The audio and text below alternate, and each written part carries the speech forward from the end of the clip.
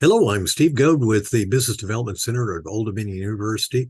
I'm sitting down here with Greg Tomczyk at Valor Cybersecurity. We're talking about cyber attacks, cyber hacks, and threats for small businesses. Should small businesses be concerned? Absolutely, Steve. Yeah, we always hear I'm too small to have a cyber attack. But Okay. what we continue to see is that when a cyber attack does happen to a smaller company, it's much more detrimental to their organization. So absolutely, they should be concerned. Most of the time, it's going to come through things like social media. Some of these small businesses don't even use email. So you think about text messages, Yeah. social media, and marketing avenues that a lot of times are where the bad guys and girls are going to execute these types of attacks. Yeah. Well, what happens? Okay, so I'm a small business. They take over my Facebook or something. I go get another one. What's the big deal? How much damage can they do with a small business? Yeah, a lot of times it starts as reputational, where they'll actually start to go after the people who reviewed your business. They'll try to tarnish your reputation, which could impact revenue. We're always trying to protect revenue at the end of the day, but that's just where they get in to start. Then they know your password. That Facebook account may be linked to a credit card on your Facebook account that you've paid for goods and services through the Facebook Marketplace on, or that you use for advertising. They now take that credit card, they replicate it, and then they go ahead and spend some money at a store. And that's money out of your pocket that you're trying to run your small business with. Once they get that credit card information, they now know where you bank. Once they know where you bank, they can start seeing if they can make calls to your employees, to your CFO, to yourself, and say, "Hey, this is Wells Fargo. We had a suspicious transaction on your account. We just wanted to check in on you. What's your username? What's your social security number?" And And they they're start to build a profile on you. Yeah, but is it really happening like that? Absolutely, yeah. So a lot of things we're seeing locally is around the Facebook avenue of a company has a credit card on it. We've seen multiple local restaurants and small businesses have this happen where they have a credit card on file. The person takes over their Facebook account and they start spending money with that credit card through the marketplace, through things of that nature. And most of these companies don't even realize until month's end that this money was spent, and you can't get it back at that point. Is that like the credit card for? I know that people will do like Facebook. Oh, they'll do like Facebook ads or something. Yeah. Could you tie that way with it? Yep. Exactly. Yep. Oh, good. I got to get my card off there then. Right. What can you do? What can you do as a small business if you see something? I had the experience. Hopefully, not too many people have. I have experience with some pages. Something went wrong. I tried to reach out to the Facebook people, and I don't know if I ever got a hold of a human being. And Yeah. what can a business do? Yeah. Facebook or Meta does not have support. They don't have somebody you can call on the phone and kind of talk to about it. They don't have fraud alerts that somebody's going to reach out to you. So you have to make sure, first of all, you have a strong password, you have multi-factor on that account, and that you watch your credit card statements. There's a lot of softwares nowadays. Your bank probably provides them that will send you text messages when a transaction goes through so that you can make sure to monitor things, be vigilant, be proactive. That's where it all starts. But ultimately, you have to understand where your credit card, is stored. A lot of people, things are getting billed out of different accounts. It gets away from us, even if we have an accounting software. So you really have to understand what systems are using your credit card, what systems Mhm. are billing you, and then monitor to make sure those transactions have integrity and are supposed to happen. So you just don't sign up for like something like PayPal and forget about it. Just Exactly. Yep. just coming in and you're racking up your points, for whatever for Yeah. Right. air miles. All of a sudden you got a trip paid to Europe for some reason. Yeah. But no, it's sad though. But is it really? Is it costing for the U.S.? So let's talk about U.S. small businesses. Is it costing a lot of money? How big is this problem? Yeah. So on average today, it's about 105,000 at when all is said and done. I can bring it back to my story. I was running a small Is it business. per business 105,000 or just per Yep. business or what? Per business per Oh, attack. geez. Yep. Yep, absolutely. And most of the time, companies like I was at one time, I didn't have expertise to support me. So I had to pay an expensive lawyer, $550 an hour to help me through it. Or a company like us, which if the fire's on, we're going to have to deploy a lot of resources, which increases the cost. So, it comes down to lost time. You're probably going to lose money because they're going to steal some money from you. And then you're going to have to pay somebody to make sure that, threat actor doesn't come after you again. It's like if they rob your physical brick and mortar.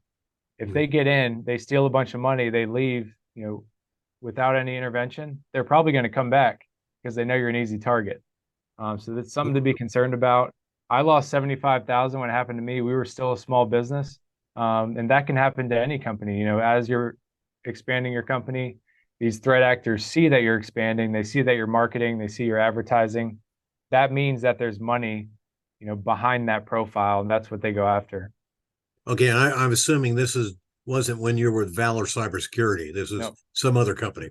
Yeah, well, yeah, exactly. Yeah. That's why I'm in it. So that's what motivated you to get into it? Absolutely. Yeah, yeah. I didn't have a resource. I didn't have a Valor to call, pick up the phone and say, hey, I need somebody to help me through this.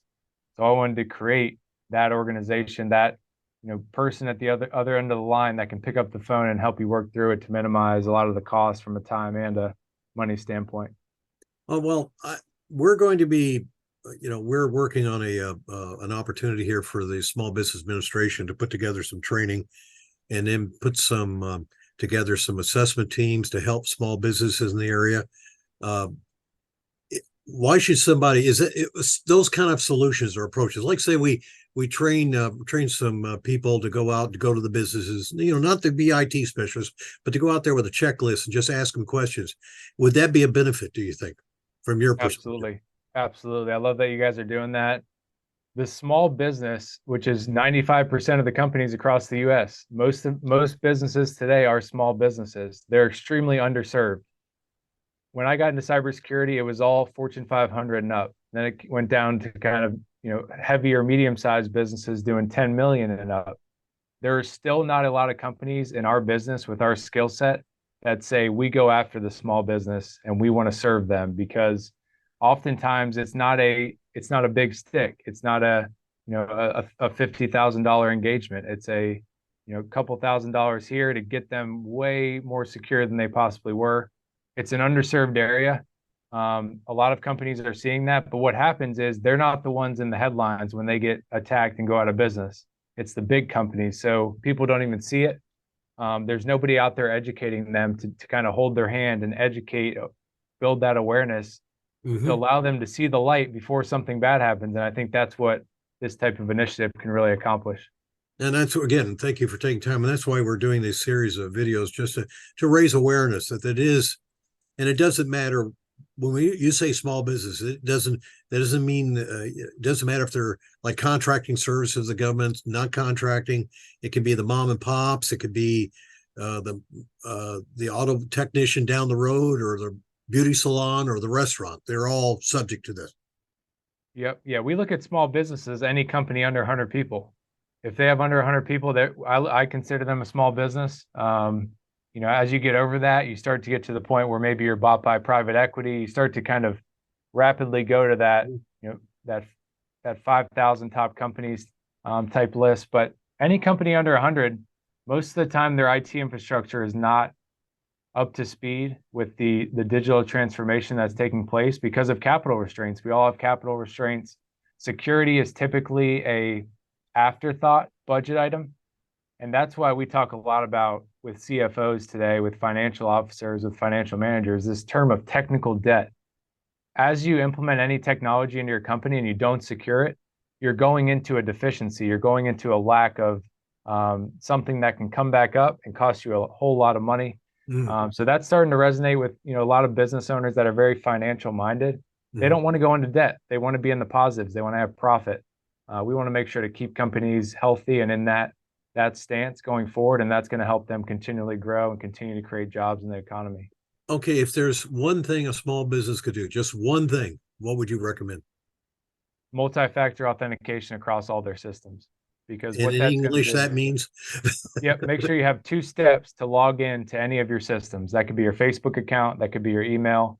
Basically, you can go into the system, your email, if you use Office or you use Google, you can check a box that turns on multi-factor and requires it for all users. When they log in for the first time, it'll basically say set up multi-factor authentication required, and it'll say put in your phone number. We're going to send you a code. Every time you log in, you'll get a text message with a unique code that gets put in that shows that you are who you say you are. And that stops more than 90% of attacks. Yeah, and that's not all of it, but that at least to that, be aware, at least that. Yep. So if someone wants to, discuss this further, maybe look at their business, they're one of those people that I'm really ramping up of a small business and I don't want to acquire debt that I did not intend to acquire. How could they get a hold of you? Yeah, absolutely. You can definitely check out our website, valor-cybersecurity.com. That's our kind of center of the universe. You can give me a call at 757-276-8412. That's our company line. We like to have conversations around this. We put out a top 10 best practice checklist for any business to implement, any executive to implement in their life from a digital perspective. We give that away for free. You can start to implement some of those if you reach a haggle or you reach a point where your expertise doesn't meet the ability to implement some of that stuff. We're happy to help. And that's why we exist at the end of the day. We're the resource that I didn't have when I had the bad happen to me. And I want to make sure that that didn't happen to other people throughout the economy, especially in Hampton Roads.